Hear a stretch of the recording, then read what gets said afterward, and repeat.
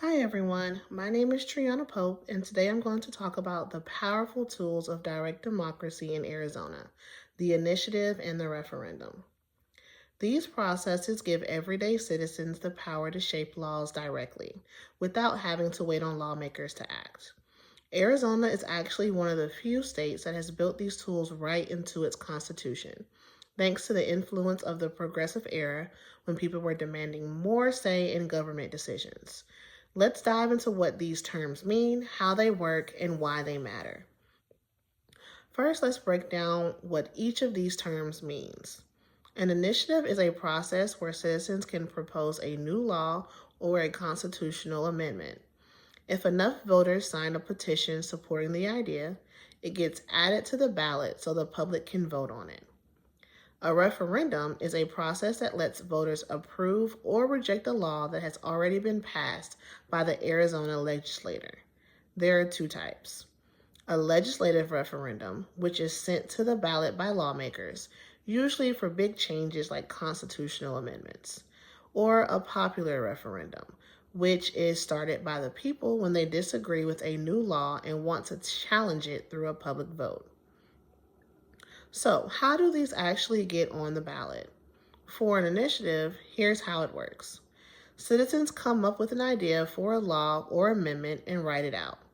They submit the proposal to the Arizona Secretary of State for review. Then they have to collect a certain number of valid signatures from registered voters. The number depends on the type of initiative. If it is a constitutional amendment, they need signatures equal to 15% of the votes cast in the last governor's election.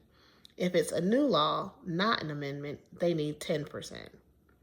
Once the signatures are verified, the proposal is placed on the general election ballot.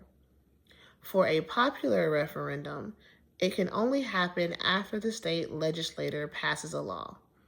Citizens who disagree with that law have 90 days from the end of the legislative session to collect enough signatures to challenge it. They need signatures equal to 5% of the votes cast in the last governor's race. If they succeed, the law is put on hold and sent to voters to either approve or appeal. Now let's look at how initiatives and referendums are similar and how they're different. Both processes give power to the people. They both involve collecting signatures and end with a public vote. But the key difference is when and why they are used. An initiative is used when people want to create a law or change the state constitution. It starts with the people and it puts a brand new idea on the ballot.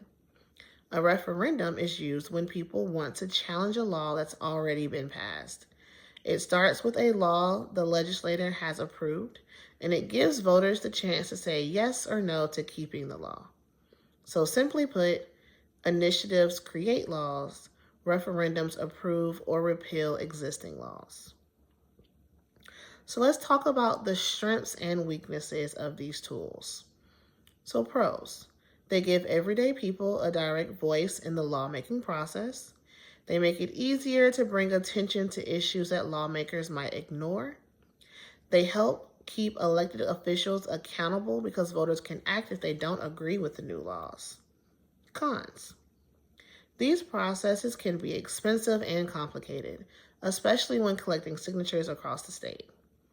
Sometimes special interest groups or big donors use initiatives or referendums to push their own agendas. The wording of some ballot measures can be confusing, and voters may not always understand what a yes or no vote really means. And when there are too many propositions on the ballot, it can overwhelm voters and lower turnout.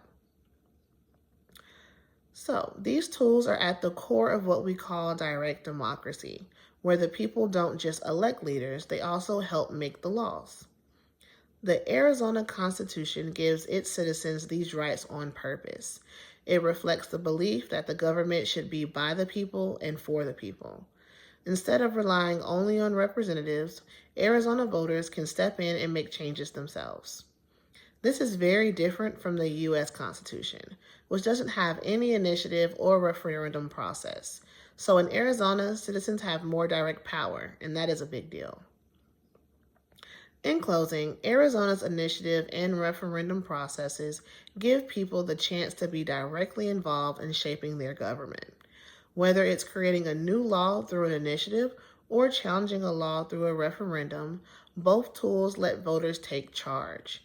It's a powerful part of being an engaged citizen and something that makes Arizona's political system truly unique. Thanks so much for listening, and I hope you feel more informed and inspired to participate in Arizona's democracy.